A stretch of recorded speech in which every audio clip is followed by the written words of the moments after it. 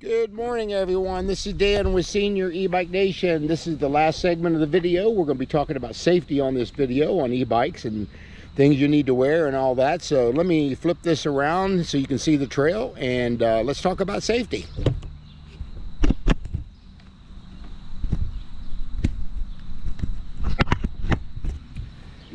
Okay, we're back on the trail here. There's a few things I want to discuss on safety about riding an e-bike, or just a bike for that matter.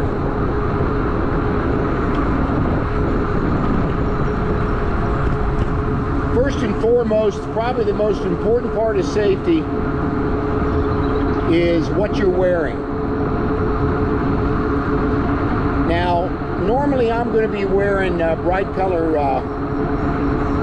clothes. I am not in my bright color clothes today, but typically if it's a busy weekend and I'm out on the road especially, I'm going to wear reflective clothing like oranges or greens, bright greens, or maybe even my construction smock that I have that you see on the road. Sometimes I'll wear that. But you want to be noticed, especially when you're on a bike, so people can see you. And another thing you're going to want is always ride with your headlight on if you can, or if you got it on your bike. And my helmet that I have is by Nito, X-N-I-T-O. They sent this helmet to me to review, and it's got lights on it. So it's got a solid light on the top of it, on the front, and in the back you got 2 or 3 different modes that you can have flashing reds, so you can be noticed on the trail.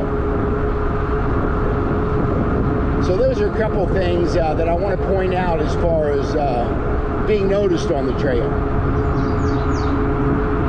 Now, a couple things you want to carry with you, obviously, is your cell phone. So if you get hurt and you have a 911 emergency or one of those, you can they know where you're at on your. They can just ping your phone and tell you where they can tell you where you're at. They know where you're at.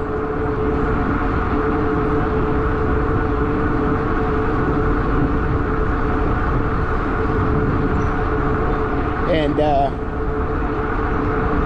if you've got like a bike app, maybe a Strava, MapMyFitness, or one of those bike apps that you can turn on your phone, it'll also give you a really close GPS location of where you're at on the trail. Now, when I start my Strava app, I email my sons and I also email my wife, or text them, shall I say, that I'm riding. And they can follow me on the bike trail and pretty much know where I'm at by road markers or whatever on the trail, or even on the road. Sometimes me and Caleb will get crazy on the road and just go different directions, and my wife said, "Where was you riding today? It looks like you was riding in circles."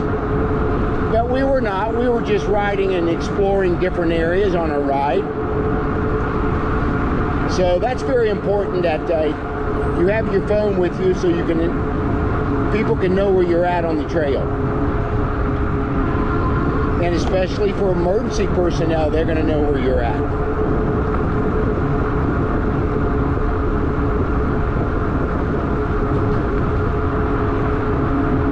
So that's an important item for safety. And be courteous to others. When you're on a bike trail especially, if you're going to come up on another person like a walker or somebody riding their bike and you're going to pass them, always either holler on your left or on your right and use your horn or your bell. Let them know you're coming. And don't do it when you get right up on them, because it scares the crap out of them. Now, for the most part, most people can hear this bike coming before I even give them a notification. You can hear these motors a little bit, so they know to listen for that kind of stuff.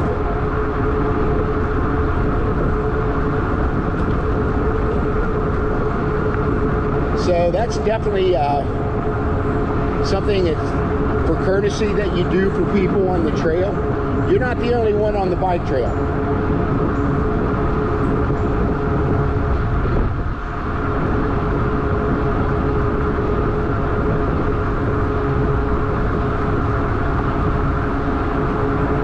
And you got to watch it around little kids that are with their parents, because a lot of times if you stay on your left, that's where they run to.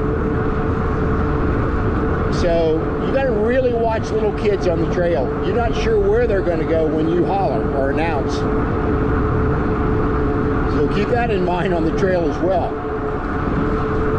Now, as far as dog walkers, most people have their dogs on leashes, but some do not. So it annoys me when I see somebody letting their dog run loose and the leash is dragging behind them. Now, for the most part, if the dog got loose, that's one issue, but it's not usually the case. The person walking with a dog would just let him run loose. And that's a good way to get, if you hit a dog or you get bit by a dog like that. So you got to be really careful with that.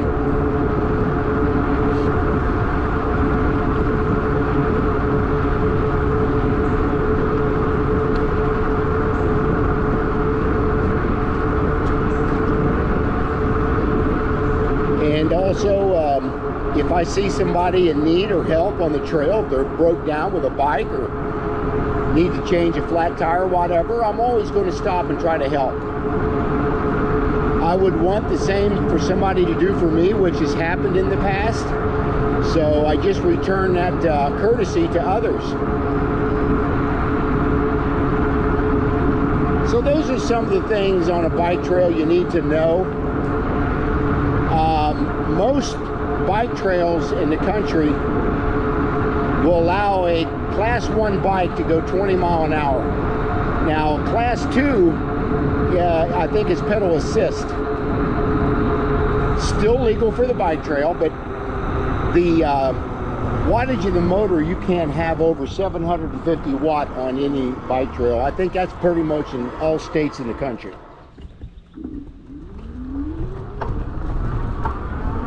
And 20 miles an hour is really as fast as you want to do on a bike trail, because that's what's legal too. Now, sometimes if there's nobody out like this and I want to do a faster ride, say 24, 25 miles an hour, I'll only do it when the trail is very light with people. But if it's a busy weekend or something, I'm going to stay within that 20 mile per hour parameter.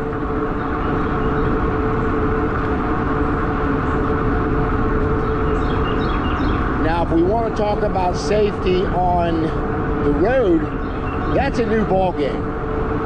That is a total different situation on a road. Now, remember, you can ride any road except highways, basically. But I tell you, riding an e-bike or riding any bike on the road it's dangerous. And I'm just going to say it, put it out there, it's dangerous. Do I feel safe? Yes. But am I going to know what that car is going to do? No. So there's a couple of things you keep in mind when you're riding.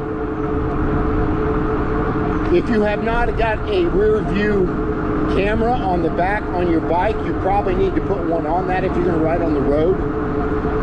And typically, if I'm going to ride on the road, I have that on my bike. So you can see what's behind you.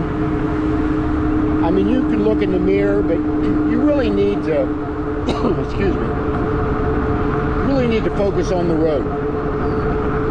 There's a couple things that I use when I'm riding on the road. Is number one, situational awareness, and number two, keep your head on a swivel at all times.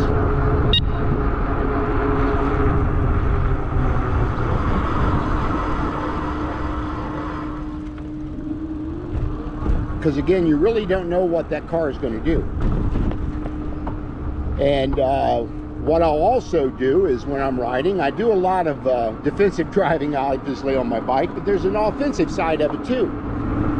That if a car is going to come close to hitting you, what are you going to do? Are you going to slide off in the grass? Are you going to jump off your bike?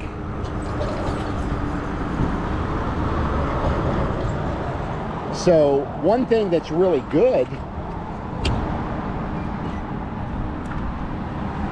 on a bike, where if you just have to, you can ditch that bike and get off of it to get out of harm's way. So that's one good thing about a bike. You can do that.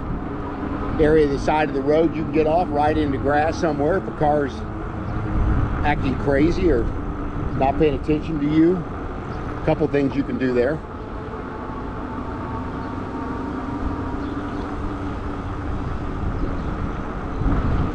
But as I mentioned, we got a little less than a mile to go here to get up to our halfway point, so bear with me here. I'm about to get to the halfway point.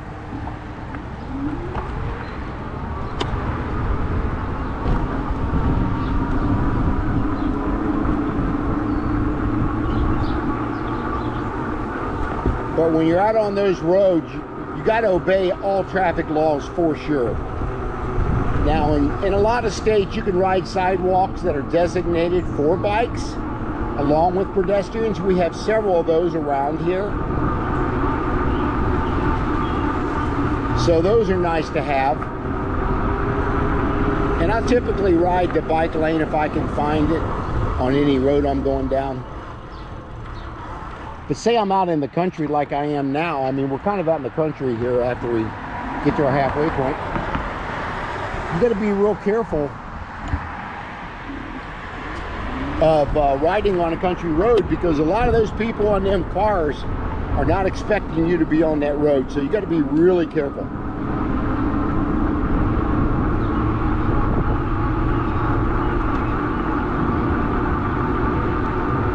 So yeah, those are some of the things that I want to mention to you, that you got to be careful when you're riding on the road. Again, keep that head on a swivel. You got to be looking at everything at all times. As I mentioned, again, situational awareness. I had one little incident here about 2 or 3 months ago. I was getting ready to cross this crosswalk after I pushed the button. And I was just getting ready to cross, and this car comes flying up the road, run the red light.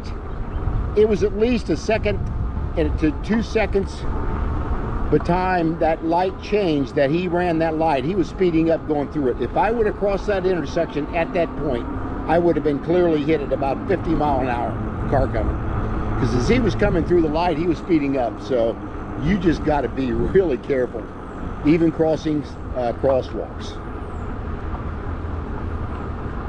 Now, I don't know about other states, but here in Ohio, most of the time you've got to stop, get off your bike, and walk it across the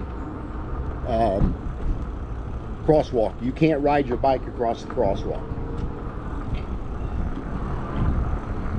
So that's just a couple things that the state has in place, and it's a good bike law to have. Well, anyway, here we are. We have just now reached our halfway point, and the bike computer shows we only come 12.35. That may be a little low, it seems like. I don't know that if I rode in a lower pedal assist than pedal assist 1, that may have any difference on that due to the rotation of the tires. I don't think so, but yeah, it may be a little low. So we're about 12.35, so we'll get about 25, 26 miles today. But anyway, let me hop off the bike here if I can. Actually, I'm just going to turn the camera around here. We'll just go ahead and end the video here. But yeah, I hope you guys have enjoyed these 3 segments on my ride today. Just wanted to do something a little different, get back on the trail so we can just talk about safety and a little bit about the bike and things that I like and things that I don't like. You can look at the thumbnails or some other videos I have out that you can see the bike itself, and it's a beautiful bike. I mean, I got this bike in red. I had a choice, but I told him I wanted red. So it's a beautiful bike. But anyway, put any comments down in the comments section. Share and like the video. Smash that subscribe button, and I will see you guys on the next video.